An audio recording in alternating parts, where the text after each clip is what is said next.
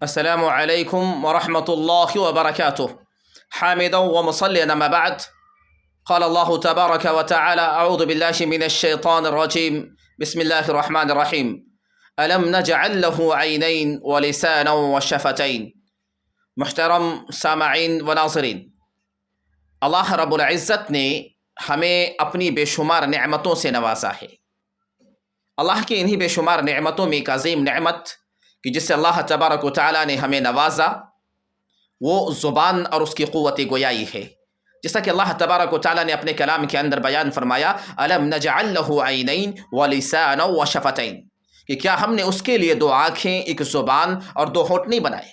یقیناً اللہ رب العزت نے ہمیں زبان جیسی عظیم نعمت سے نوازا ہے، لیکن اس عظیم نعمت سے نوازنے کے ساتھ ساتھ اللہ تبارک و تعالیٰ نے ہماری زبان کے لیے کچھ پابندیاں عائد کر دیں۔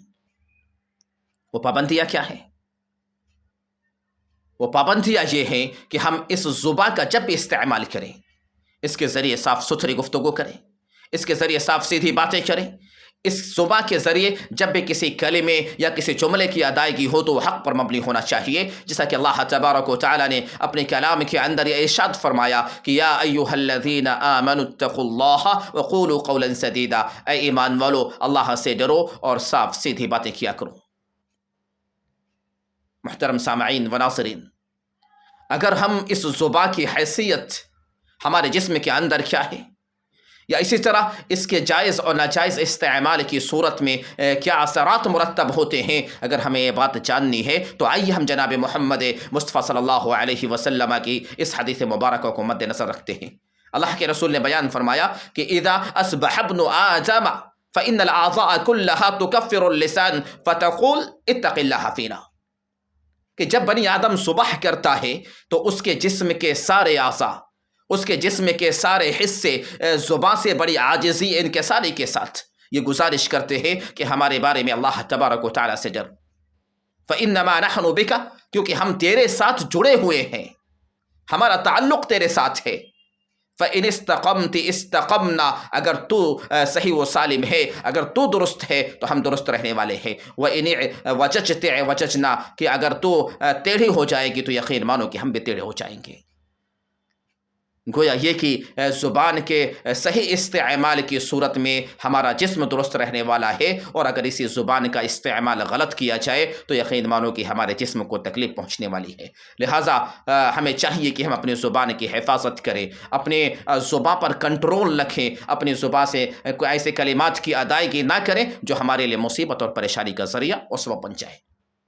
محترم سامعین، آئیے زبان سے صادر ہونے والی مصیبتوں، آفتوں اور پریشانیوں کے تعلق سے کچھ باتیں میں آپ کے گوشے گزار کرتا چلوں، قبل اس کے کہ ہم اپنی زبان کی حفاظت کے لیے اسی طرح زبانوں کے ذریعے سرزد ہونے والے ان تمام تر لغزشوں کے متعلق اللہ تبارک و تعالیٰ سے یہ دعا کریں کہ الہ العالمین تو ہمیں اس بات کی توفیق دے کہ ہم اپنی زبانوں کی حفاظت کر سکیں۔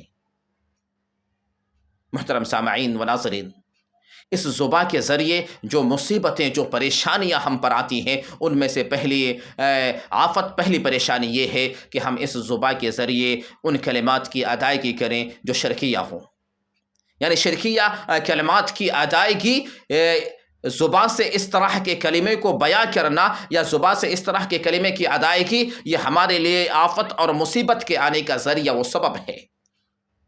مثلاً ہم اس زبان سے غیر اللہ کو پکارتے ہیں، ہم اس زبان سے اللہ تبارک و تعالیٰ کے علاوہ غیروں سے مانگتے ہیں، غیروں سے منت و سماجت کرتے ہیں۔ اسی طرح کسی کی تعریف میں ہم اس زبان کے ذریعے اتنا غلو کر دیں کہ وہ چیزیں جو اللہ تبارک و تعالیٰ کے لیے خاص ہیں ہم اس بندے کے لیے وہ چیزیں ثابت کرتے ہیں۔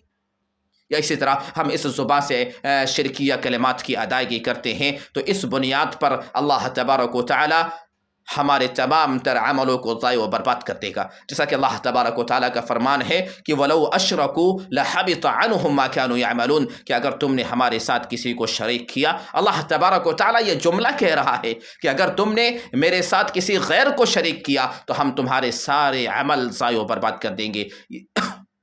محترم سامعین و ناظرین، یہ بات ہمیں اپنے دل و دماغ میں بٹھا لینی چاہیے کہ آیا اگر ہم یہ سمجھتے ہیں کہ صرف عمل کے ذریعے شرک ہوتا ہے، یعنی صرف عمل کے ذریعے بندہ مشرک ہو جایا کرتا ہے، تو یہ ہمارا سوچنا سمجھنا غلط ہے، کیونکہ ایسے کلمات کی ادائیگی جو شرکیہ کلمات پر مبنی ہوں، اگر ایسے کلمات ہماری زبان سے ادا ہو رہے ہیں تو یقین مانو یہ بھی بندے کے مشرک ہونے کا ذریعہ و سبب ہے۔ یہ بھی شرک کی قسموں میں سے ایک شرک ہے کہ بندہ اپنی زبان سے ایسے کلمات کی ادائیگی کرے جو شرکیہ ہوں، جس کی بنیاد پر اللہ تبارک و تعالی ہمارے سارے عملوں کو ضائع و برباد کر دیا کرتا ہے۔ لہذا اگر ہم اپنی زبان کی حفاظت نہیں کریں گے تو اس طرح کی آفتیں، اس طرح کی مصیبتیں ہمارے زندگی کا حصہ ہوں گی۔ اللہ تبارک و تعالی سے دعا کرتا ہوں کہ الہ العالمین تو ہمیں اپنی زبان کی حفاظت کرنے کی توفیق عطا فرما، آمین۔ والسلام علیکم ورحمۃ اللہ وبرکاتہ۔